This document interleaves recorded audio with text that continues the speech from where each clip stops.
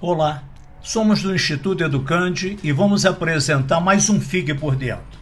Fundamentos normativos da avaliação externa e a preparação da instituição para avaliação virtual.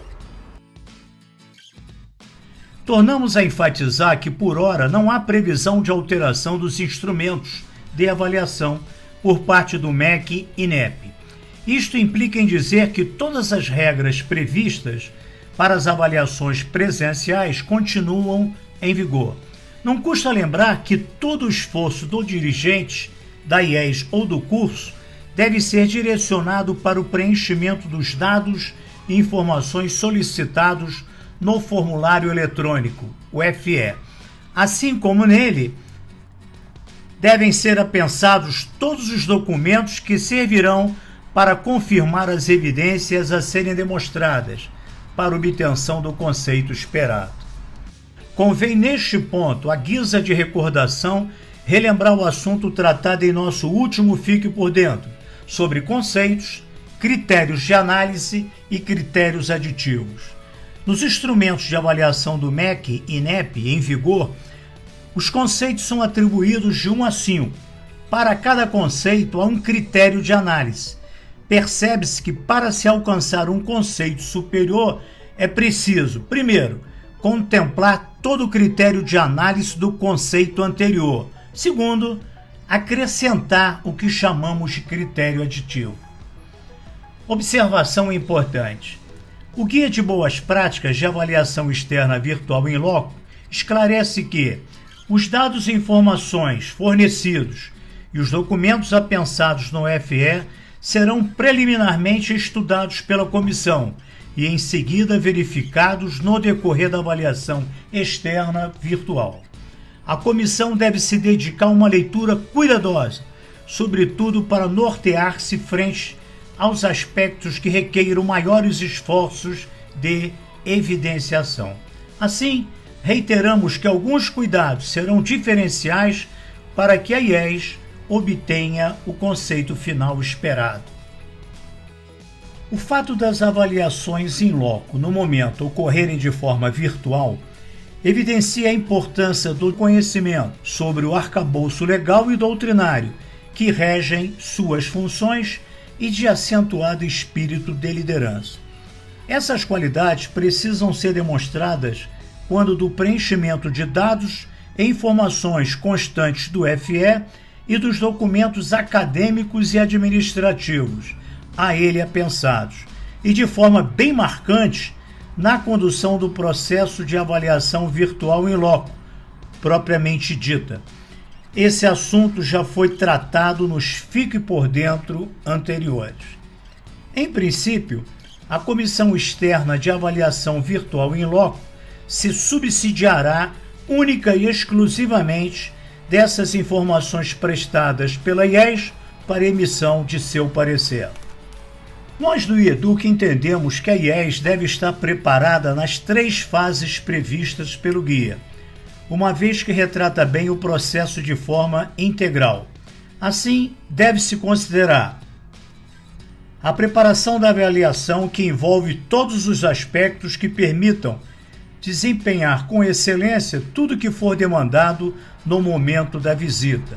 Engloba analisar a comissão propriamente dita, estudar o currículo dos avaliadores, preparar os documentos que serão disponibilizados, ofertar todas as informações para que a análise preliminar seja muito bem construída, estudar os instrumentos de avaliação e preencher com precisão o formulário eletrônico e, finalmente, treinar etapas desta nova modalidade. A realização da avaliação, que significa o momento da visita propriamente dito, isso diz respeito às reuniões, exemplo, padrões de comportamento em videoconferências, a vista virtual aos ambientes da instituição, por exemplo, como guiar quem está assistindo, apoio à análise documental, exemplo, quais e onde estão disponíveis documentos-chave que são evidências para indicadores específicos.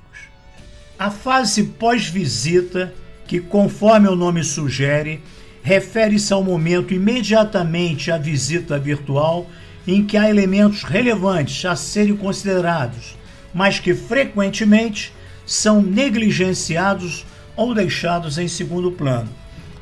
Cada uma destas fases tem desdobramentos e demandam conhecimentos e organização para que a particularidade da modalidade não impacte negativamente, desde a transformação de evidências observacionais em possíveis evidências testemunhais, até a escolha em como guiar a visita virtual. Detalhes fazem a diferença. Nessa perspectiva, existe a base legal e normativa que servirá de alicerce para o desenvolvimento das atividades institucionais, que devem ser de conhecimento dos envolvidos no processo de avaliação, como a Constituição da República Federativa do Brasil de 1988, Lei número 13.005 de 2014, Plano Nacional de Educação, PNE, a Lei número 9.394 de 1996, que é a Lei de Diretrizes e Bases da Educação, LDB, normas expedidas pela SERES, que disciplinam os processos que ainda estão na sua fase de tramitação, que não devem ser desconsideradas, mas nesse espaço vamos mencionar algumas normas relacionadas com a avaliação externa em loco, seja presencial ou virtual. Sabemos que a avaliação externa tem como objetivo garantir a qualidade do ensino ofertado nesse nível educacional, disciplinada por meio da Lei do Sistema Nacional de Avaliação da Educação Superior, SINAES, que apresenta como um dos pilares avaliativos.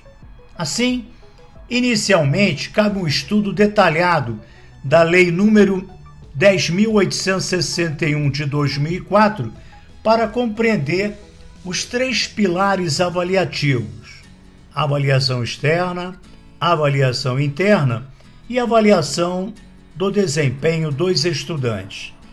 Antes de abordarmos diretamente a avaliação externa, é importante mencionar que existem normas e orientações que permeiam todo o processo de avaliação, como as que instituem os indicadores de qualidade da educação superior, Conceito Preliminar de Curso, CPC, e Índice Geral de Curso, ou IGC. Conhecer os elementos que constituem os indicadores, seus cálculos ou impactos na regulação é essencial para a realização de um planejamento acadêmico voltado para a obtenção dos resultados esperados pela IES. Da mesma forma, não há como desconsiderar a importância da Comissão Própria de Avaliação, a CPA, em todo o processo de preparação para o recebimento da Comissão de Avaliação Externa, com a apresentação de evidências para os indicadores do instrumento de avaliação externa. O relatório inserido no sistema deve deixar de ser um cumprimento de protocolo para ser um documento que inspira mudanças e imprime qualidade nas IES. Um planejamento institucional que se fundamenta nas necessidades levantadas pela CPA, desde que sejam reais, que utilize um método bem definido e com o objetivo de identificar as fragilidades e potencialidades dos processos institucionais, conduzirá para o sucesso esperado. Além da Lei número 10.861 de 2004, o Decreto 9.235 de 2017, que dispõe sobre o exercício das funções de regulação, supervisão e avaliação das IES e dos cursos superiores de graduação e pós-graduação, deve, em conjunto com a Portaria Normativa número 840, de 24 de agosto de 2018, que foi republicada e retificada, deve ser minuciosamente analisadas. Na mesma linha de prioridades, conhecer os instrumentos de avaliação externa em loco de graduação de curso institucional é um dos fatores que contribui para o sucesso no resultado das avaliações. Não basta apenas conhecer os indicadores, mas é necessário desagregá-los para conhecer os atributos previstos e planejar como devem ser produzidas as evidências para alcançar o conceito esperado. Tal exercício deve ser realizado em todos os indicadores constantes do instrumento. Não basta, portanto, a apresentação das evidências genéricas, sem demonstrar o cumprimento de cada um dos atributos previstos.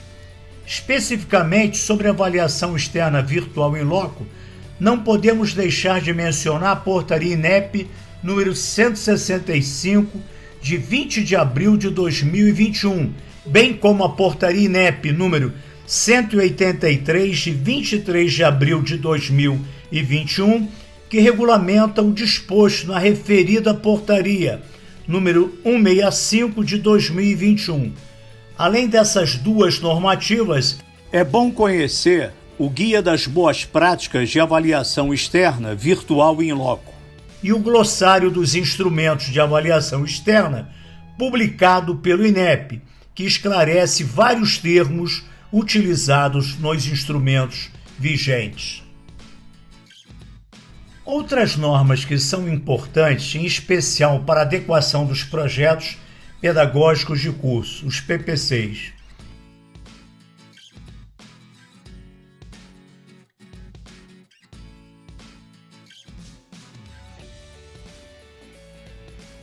Não defendemos que as demais normas sejam ignoradas, ao contrário, servirão de fundamento para várias ações que deverão ser adotadas. Contudo, a relação apresentada deve ser objeto de estudo diferenciado.